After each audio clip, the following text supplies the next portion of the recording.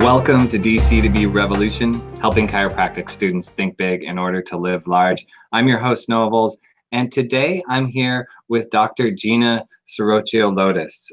She is a mom of four. She's a doctor of chiropractic. She's also a functional medicine practitioner and an orthomolecular nutrition practitioner at LaGrange Institute of Health. Dr. Gina, thanks so much for being here. Thanks for having me. Yeah. Great to have you. I know you have a lot of unique personal, or maybe not even unique personal experience, but you have a lot of personal experience. You're a mother of four, so you've had this experience of kind of phasing in and out of practice when you have your kids. Can you talk a little bit about the programs that you've developed and the structure that you've developed to assist yourself and mothers going on maternity leave? Definitely. So, oops, wait a minute. Uh-oh, we lost you. Still there? Yeah, yeah, there you're back. Okay. Sorry, I connected the power cord and something went crazy. Yes, so I did. When I opened my first business right out of school, I was mostly rehab based, which I really enjoyed and I loved it. And I also had a clinical nutrition side. And so I was intertwining the two. But then after having my first, I really overshot the concept that I could go back and have just as much time in the office and be just as involved with patients because it's really, really hard. And of course, you know, my thought was babies sleep a whole lot. And so I'll just bring my baby to the office because it's mine, which that part's true and could work out potentially. But they don't just sit quietly and wait for you to work a 10-hour day. They need you every 10 minutes or less. So then all of a sudden it was like, I need a grand restructuring what I'm doing. This is not working. And I ended up really growing more into my functional medicine and nutritional based practice, which I really, really love. And so that was also good. But I was saying that I started running into other women and colleagues and friends who were having their first kids and then also saying like, this is not working. And I either can't go back to practice or I'm not allowed to bring the baby, or, you know, sometimes they had a personal health issue or baby had a health issue. And this whole idea of, oh, we can just buckle up and move on at the same speed absolutely fell apart for people. So I did start to put together a women's health series course, which is a postgraduate course now. And we spend a whole weekend. Each weekend is on a women's health topic. We have fertility and infertility and athletes and rehab. And there's a little section for really everybody's specialty out there. But we spend a whole weekend on the business model of maternity leave and all the options that women have to take a maternity leave, options that they don't have that sometimes people really think that they do have. So we really try to branch out into everything and cover what's not been covered as I'm seeing in any school. Yeah, and so this this postgraduate course that you've created, is this primarily for chiropractors? Is this open to a lot of different individuals? What do you find is kind of the demographic that's really going into this course, and then how are they using that course once they graduate? So the course itself is geared mostly towards chiropractics or chiropractors or students. I mean, we can definitely have a lot of students in the class as well. I'm seeing a funny picture. Are you still there? Yeah. Okay. I don't know what just happened. I'm not seeing you. I'm just seeing your insignia. But again, it can be for both docs in the field as well as students. And the course itself is interdisciplinary. So I do have lots of different professions coming to teach with us. I'll have chiropractors, I'll have PTs, I'll have some MDs, I'll have certified nurse midwives, I have some licensed acupuncturists, people with PhDs in their background. And the idea is really just to call who's doing the best in their field and let's learn from them so we can all broaden our knowledge base of what we're doing. Awesome. And is this program remote or is it something that's on site that students and chiropractors would really need to be there to engage with it? That really varies by the school that's hosting. So 2016, I held it at National in Lombard, Illinois. We had an on-site because we taught live, and then we also had a webinar version. And I forget, it wasn't Zoom, but it was something like that where people could log in and take it, you know, remotely. This year, it's being hosted by Palmer at their Davenport campus. We kick off April 28 and 29, but they're doing everything on site. They're not offering a remote at this time. And I guess they want to grow into that, but they're not doing that at this time. And the next 2 years, we're looking at a couple other schools to launch there. And then again, the host decides what they want to do. Awesome. That's perfect. So we talked a lot about the practice.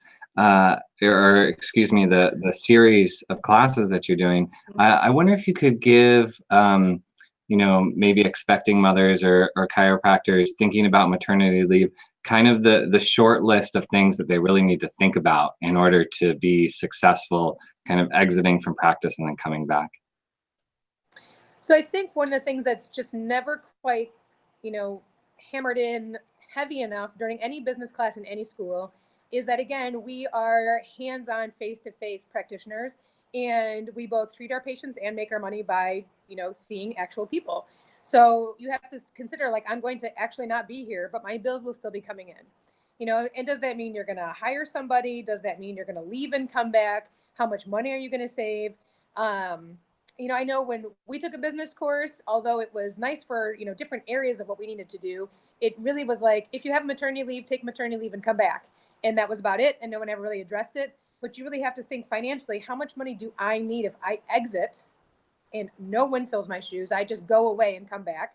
How much time do you think you need? A lot of women just put out there like, hey, we think we need 2 or 3 weeks, especially because a lot of us are, thankfully, healthy people that really focus on our personal health. And luckily, we have a lot of women that are chiropractors that have healthy pregnancies. And while that's wonderful, it's also a little, builds a little bit of an illusion of like, oh, this is so easy, I can just keep doing what I'm doing. And then all of a sudden baby's here, and maybe people are not accrediting for how much maternity recovery takes, how much postpartum recovery takes and should take. This whole like, we can zip ourselves back to work. Yeah, maybe you can, but should you? Is that really the best thing? And I would heavily say no, it's really not the best thing for 10 different health reasons that we cover in a lot of courses. I mean, statistically, women do poorly going back to work too early, as do babies, as does breastfeeding, infection levels rise, the whole thing. So it's not a matter of like, could you suck it up and get there? Yeah, probably. But, should you? No, you really shouldn't. So trying to give a little thought of how much time do you think you need, and maybe double or tripling that. And, God forbid something happens where you health-wise for you and baby do need more time off. You want to have all your angles worked so that nothing is a complete disaster if it falls in your lap at the wrong time. Yeah, I mean, it sounds very much like business planning in general, right? Like, of course, you want to make this amount of money, but you have to have some contingency plans. You have to have some other plans in place just in case things don't work out exactly like you want them to. And the more prepared you are for any eventuality, the more likely you are to be able to move through that eventuality when it actually occurs. So I would agree with that, but I would say like that piece of foresight, a lot of people don't have, men or women either. Right. So, I mean, not even just like for a maternity leave, a lot of people don't have that little piece of business nugget of here's my plan A, and then here's my whoops plan B, and my really whoops plan C. People don't have that.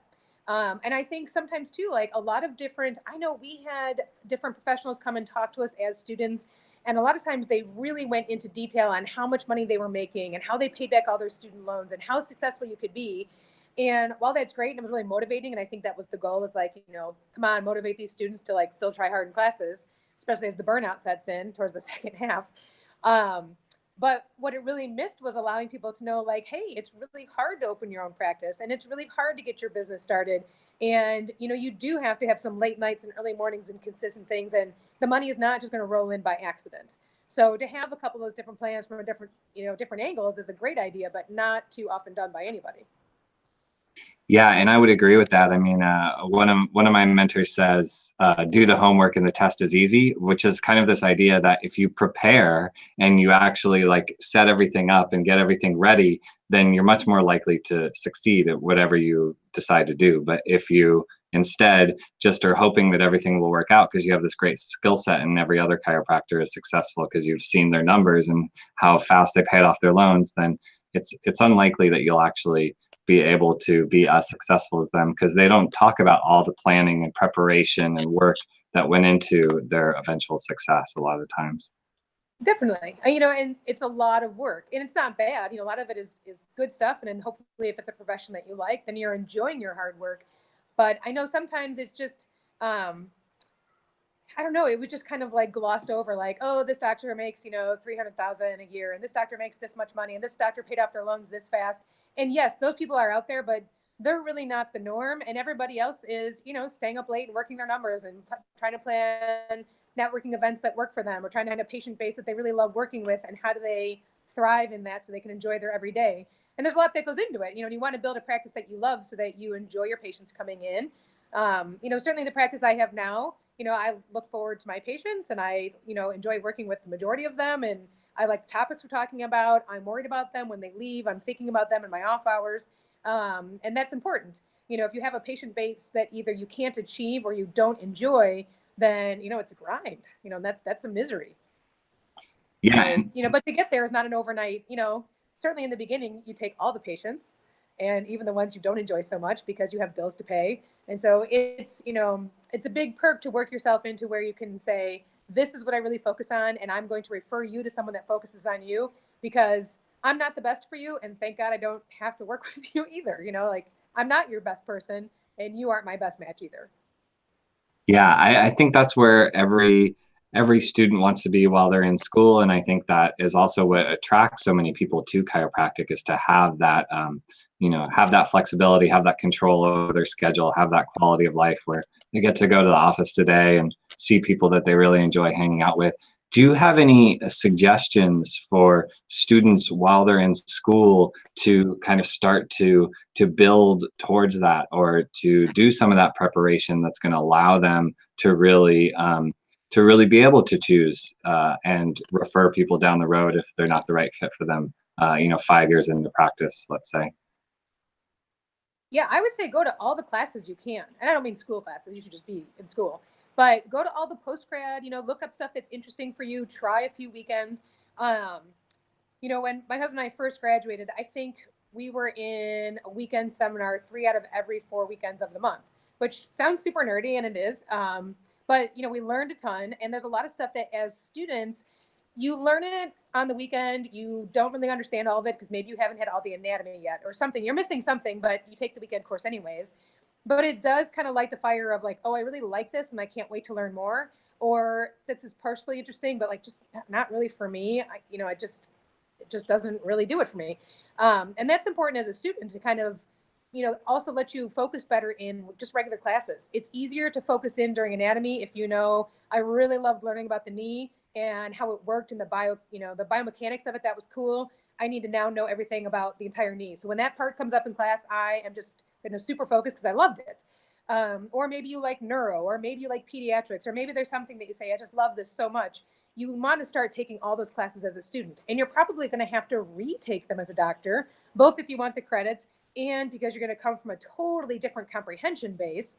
But it's important to just start attending as much as you can and learning as much as you can, because people that don't ever go to a seminar and graduate and walk into their office door, basic education is just that. It's basic, and you are way behind people who have been impassioned for years ahead of you. Yeah, I mean, that's advice I hear a lot of. I think especially when you're first starting out, it's hard to know what you're really excited about and what you're going to have the passion for, and what's going to allow you to wake up early and stay up late to learn and push and grind, because that's what you're going to need. And so getting exposure to all of those different techniques and modalities and ways of practicing allow you to kind of figure out what it is that's going to keep that flame of passion alive for the longest period of time, so you can actually make it through the hump that a lot of people experience. Yeah, definitely. And there's definitely stuff that you won't like, and that's okay too. You can go to seminars with 5 friends and 4 people walk out and they're like, oh, that was amazing, I'm taking them all, and you're like, really? That was a waste of money. And that's fine. There's a ton of different patient-based groups that need someone to just totally love them, and we can't all do the same thing. When I drive by some, chiropractic office of, someone that's just on the street, I don't know, and they list that they treat everything, right? It's like written on the windows. They do, headaches and bladder pain and you name it, it's everything. It's kind of like you shrug because you're like, you really can't be that amazing. You just can't be. Like, who knows what you're good at? It's probably nothing, because that is the Jack or Jill of all trades, who's the master of none. So you're far better saying, you know what, I really adore this patient base and I love everything about it, and I'm going to learn everything I can about it to be the best doctor for that group. And then you really are, you are the specialist for that. You enjoy your day. The patients definitely thrive because they're getting someone who has been focusing on what their needs are from day one, and you can tell the difference. I have people come in all the time with labs, and they'll say, I went to a functional medicine person, they did these labs. I'm like, okay, that's great. Why are you here to see me? Because obviously then this should have been solved already.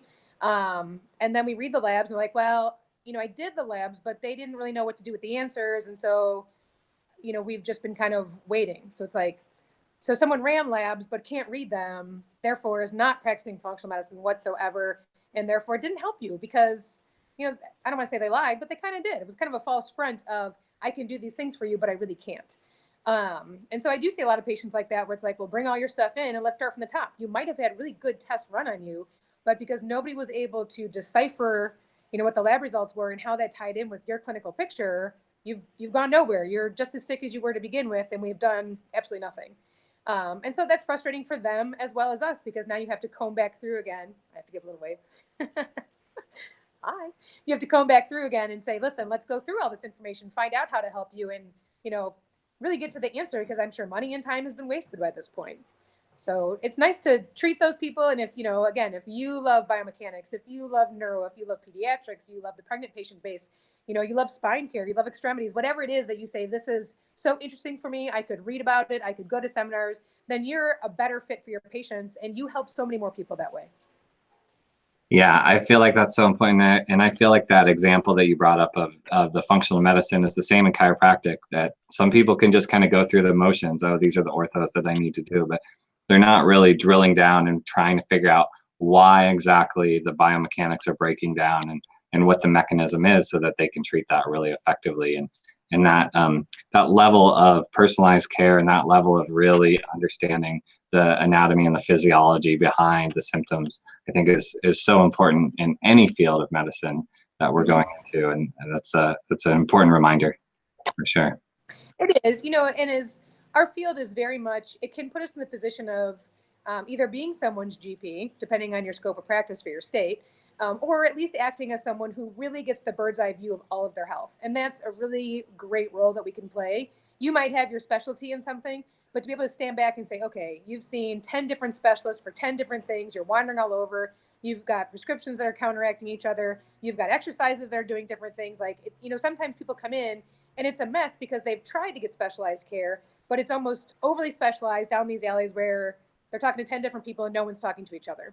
So a lot of times we can also play that really great role of standing back and saying, all right, this is what you're trying to achieve. This is what your goal is. This is either what your health issue is, or your injury, or whatever they're there for, and try to troubleshoot from the top and say, this is what's going on. Like, now what's your goal? Like, do you really want to see all these different people? Is this working for you? And just really explaining sometimes to patients of what they're doing with their healthcare allows them to just make better choices right then and there. Yeah, and I know that every chiropractic student wants to help patients make better choices in terms of their healthcare. So what is the best way for chiropractic students who've been inspired about this interview to learn more about what you're doing, and to kind of get involved in the different activities that you're involved in?